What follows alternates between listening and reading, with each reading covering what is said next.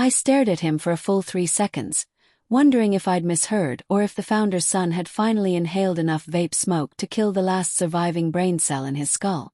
"My girlfriend is taking your office and your position. Be out by noon."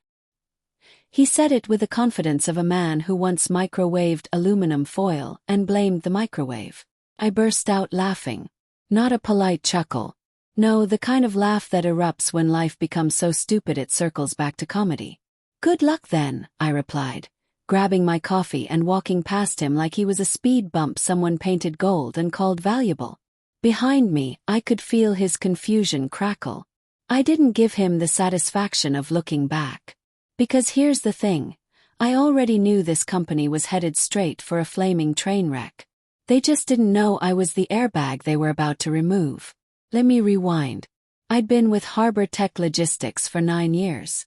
9 years of cleaning up messes, ensuring legal compliance, translating nonsense into workable procedures, and keeping regulators from breathing down our necks. N years of late nights, missing birthdays, fixing disaster after disaster, created by rich men who believed compliance was optional and consequences didn't apply to them. The founder, William Hale, used to respect me. Then his son, Tanner, MBA from my dad paid for this university, returned from Bali with a tan, a bracelet made of shells, and a girlfriend he called Visionary.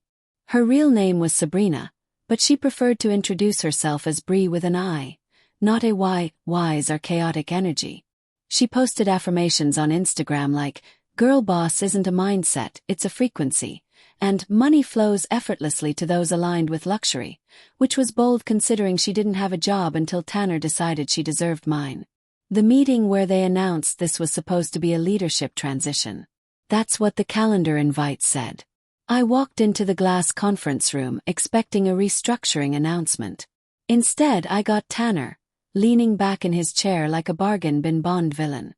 And Sabrina perched beside him in a fur jacket inside, sipping iced matcha and kicking her heels against the chair like a toddler. So Tanner began, smiling like he just solved world hunger. "We're moving the company into a new era, fresh, bold, modern, and we want leadership to reflect that." Sabrina's voice had that influence or softness that made everything sound like a sponsored meditation app. "It's nothing personal, Ellen. We just feel your energy doesn't align with where Harbor Tech is going." My energy, right? My energy. The energy that kept us legal when Tanner once tried to classify warehouse forklift drivers as creative subcontractors to avoid payroll taxes. I waited for Tanner to blink first. He didn't. So I stood, gathered my things, my planner, my certifications, my beloved worn-in mug, and walked out. No begging, no arguing, no scene. But inside, my brain whispered one sentence.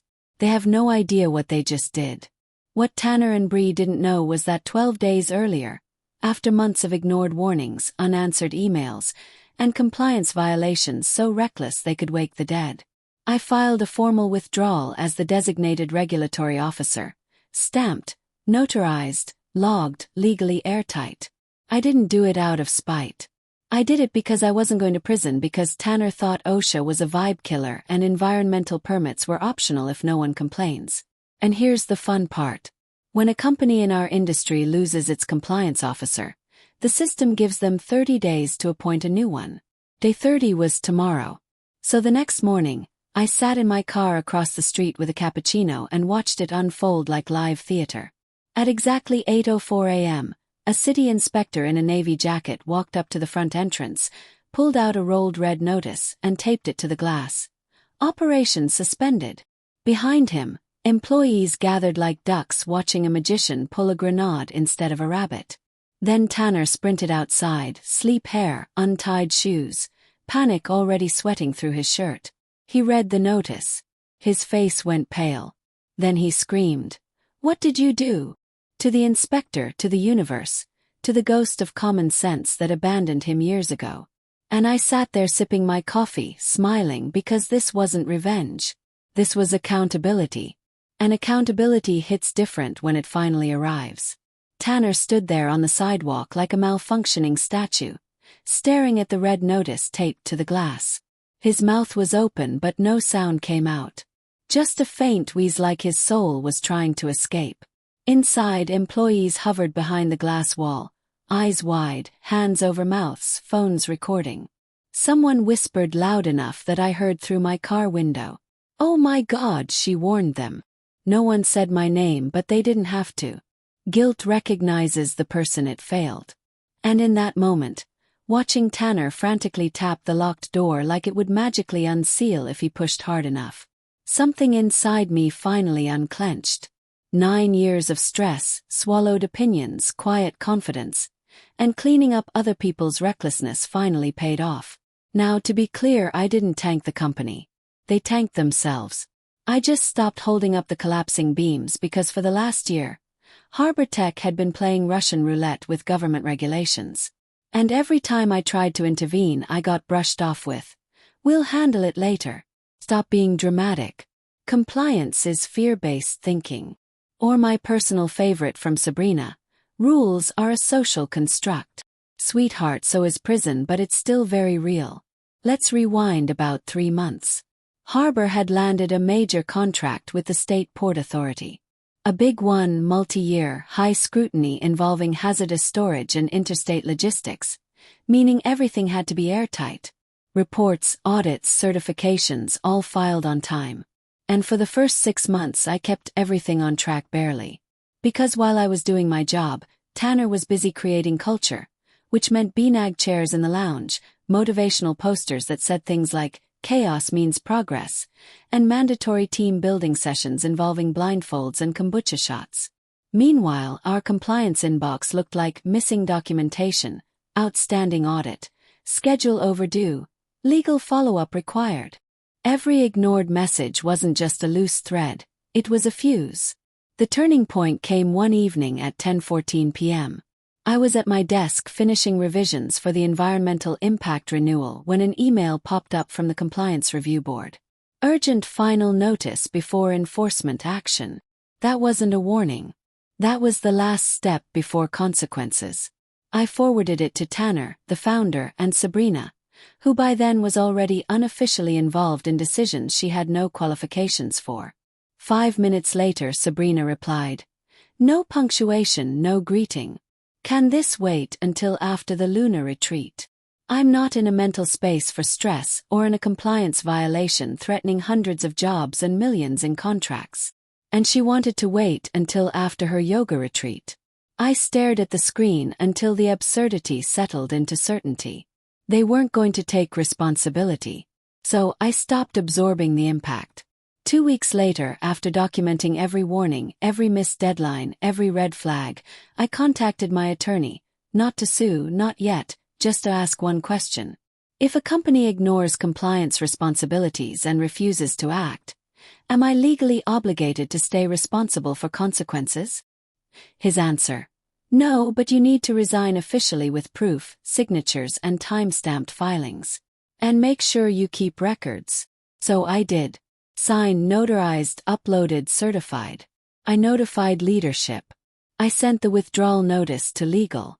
I even included the reference codes and compliance deadlines they needed to meet to stay operational. No drama, no revenge plan, just a boundary. And every single person in that chain either skimmed it, ignored it, or assumed I was bluffing. Back in the present, Tanner finally stopped slapping the locked glass door and spun toward the inspector. His voice cracked like a teenager denied concert tickets. "There has to be a mistake. We have a compliance officer." The inspector, mid-50s, government badge, coffee cup that said, "Don't confuse Google with my degree," didn't blink. No registered compliance officer has been assigned since April. Under State Statute 9-14B, operating without one is grounds for immediate suspension. Tanner blinked. "Okay. Well, how do we fix it?" The inspector shrugged, not unkindly. "You appoint someone qualified, submit documentation, pass review. Could take weeks, months, depending on penalties." "Months?" Tanner squeaked. "Possibly longer." Inside the building, someone gasped.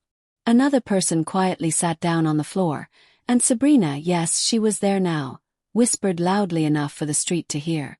"Wait, is this because Ellen left?" The inspector looked at her, confused. But I knew everyone did. Harbor wasn't spoiled by bad luck. It was collapsing under the weight of ignored responsibility. And whether they liked it or not, I wasn't coming back to catch them. By noon, the news had spread through the building faster than free donuts. Harbor Tech's doors remained sealed. The red suspension notice bright against the glass like a warning label on poison. Employees drifted in small clusters outside the sidewalk, whispering, texting, calling spouses, pacing like people waiting for bad medical results. And somewhere in the middle of that chaos, Tanner vanished. Not physically, no, he was still inside, but mentally he was gone. His swagger was replaced with the posture of a man trying to remember if crying was allowed in corporate leadership handbooks. I watched all of this from across the street with a sandwich, and the kind of calm that only comes from knowing you followed the rules and someone else didn't. My phone buzzed.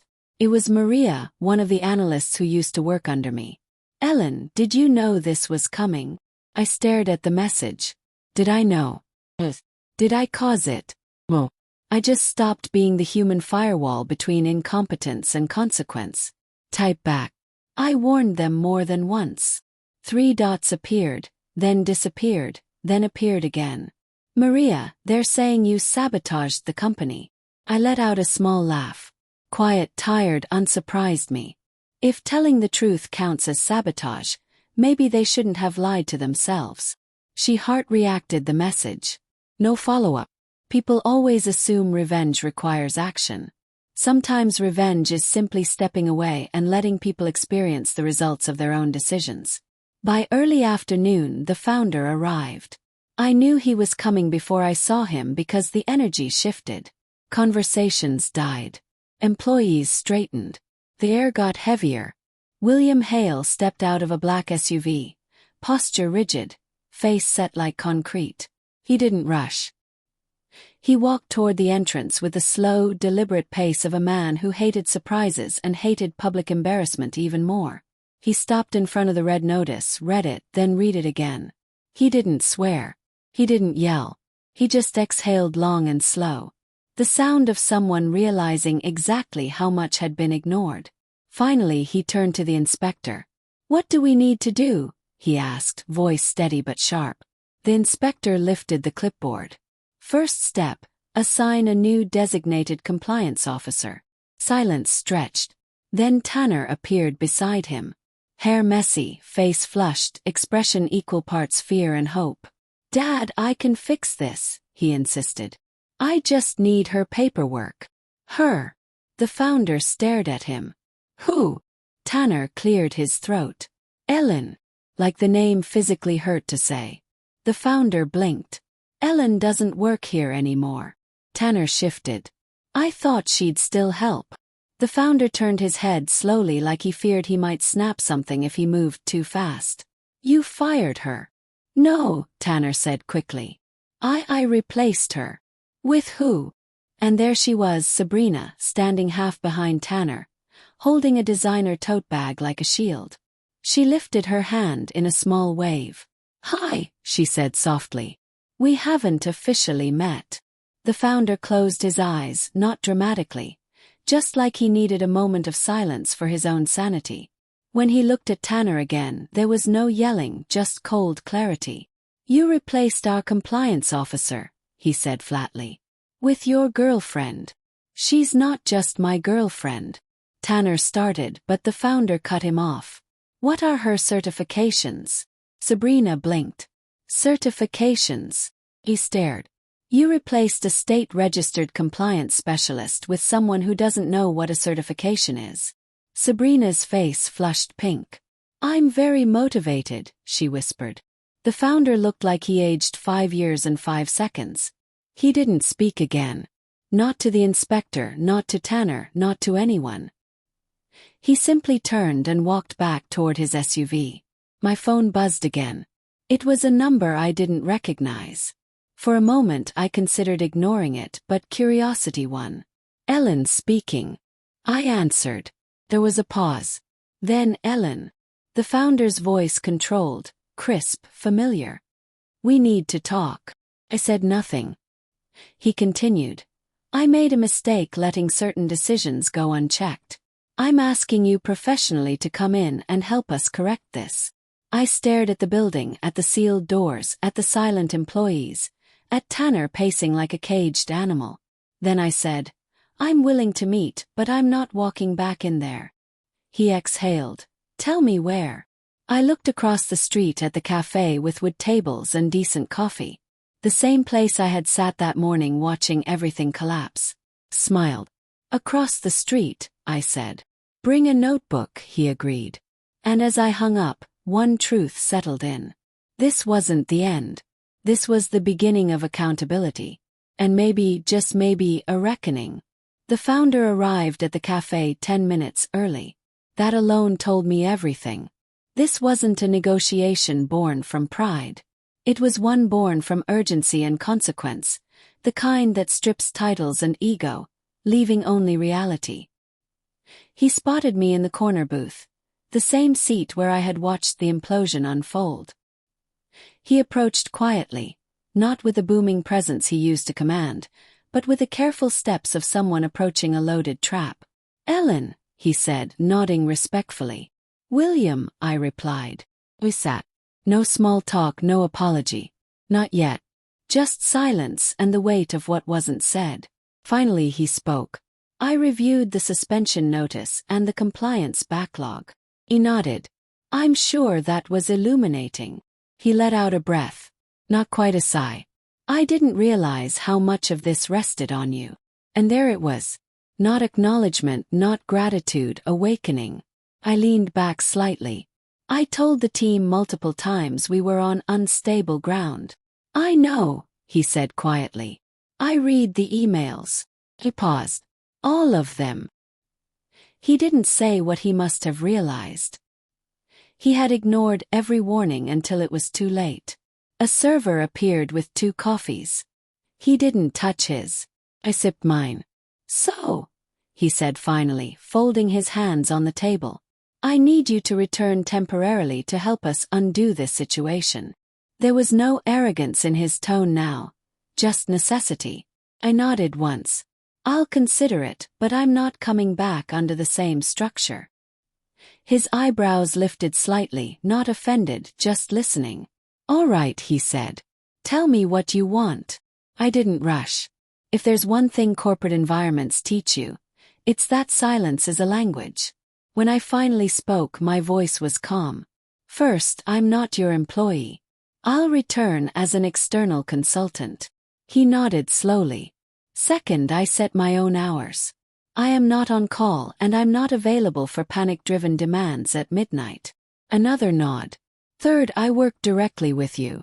Not Tanner, not Sabrina, not anyone else trying to cosplay leadership. This time he didn't nod immediately. His jaw tightened just slightly but then agreed. And finally, I said, meeting his eyes. My rate. He leaned back. Name it. I slid a paper across the table. He read it. His eyebrows shot upward. That's higher than what we paid you salary for a year. That's because, I said, taking another sip. I'm not here to fix small mistakes. I'm here to save you from a state-level shutdown and breach of contract lawsuits. He didn't argue. He didn't negotiate. He simply folded the paper, tucked it into his suit jacket and said, Send the formal agreement. I'll sign. For a moment neither of us spoke. Then he asked what I knew was coming. Why didn't you tell me directly? I looked at him. Really looked. He wasn't clueless. He wasn't incompetent. He was guilty of something far more common in leadership. Delegation without oversight. You didn't want to hear it, I said calmly. And your son made sure nothing reached you unless it fit his narrative. His jaw clenched. And Sabrina, he asked.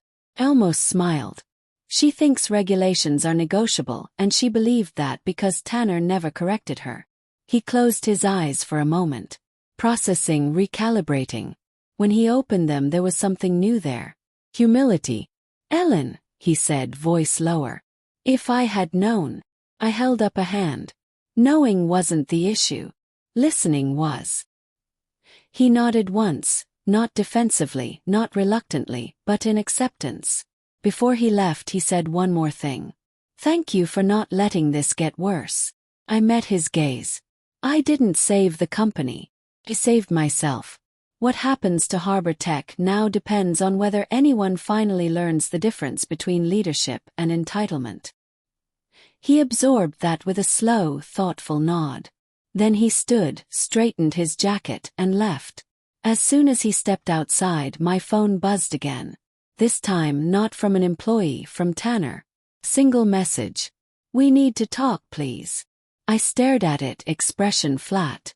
For years, Tanner treated compliance as something beneath him, something boring, restrictive, bothersome. Now it was the only thing standing between him and a disaster with his name on it. Typed a reply. "Schedule it through your father. I don't discuss business over text." I hit send, set the phone down, and finished my coffee because for the first time in 9 years, they needed me more than I needed them.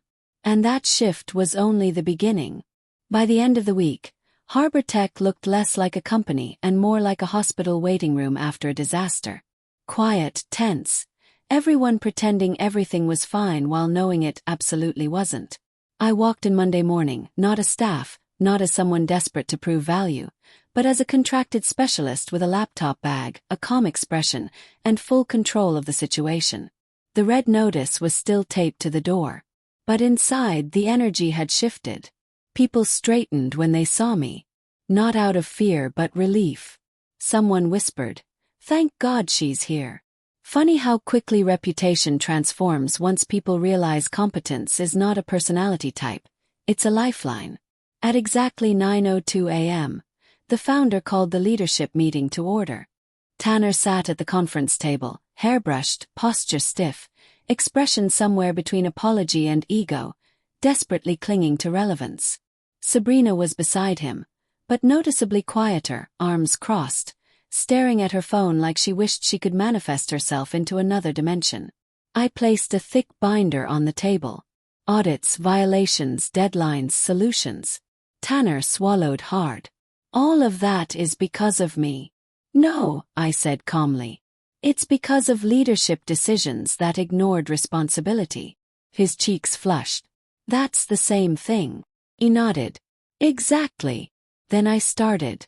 Not with blame, though there was plenty to assign, but with structure. "Here's what happens if we do nothing," I said, flipping the first page. "Fines, contract termination, civil penalties, and a mandatory 2-year operational freeze." Sabrina let out a tiny squeak. 2 years. "You mean like shut down?" I nodded once. "Correct."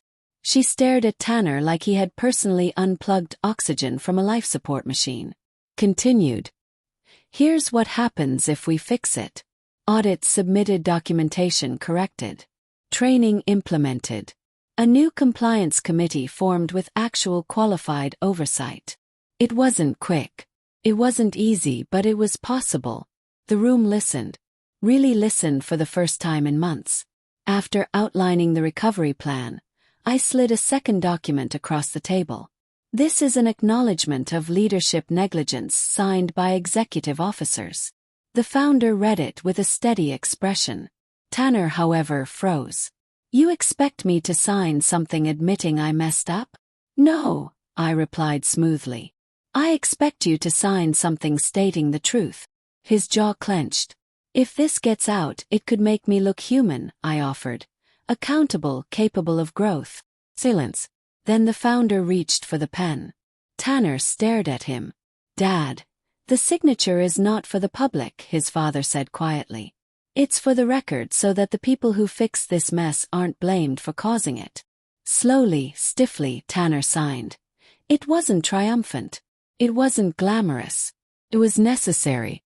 Sometimes the first step to becoming a leader is admitting you weren't one. We worked for hours submitting reports, requesting extensions, drafting corrective action plans. Every now and then, someone from the team would peek in. Hope on their face, fear in their posture. And each time I gave them updates that were honest, not sugar-coated. By late afternoon, the first automated acknowledgement arrived. Status under review, enforcement paused, pending corrective verification.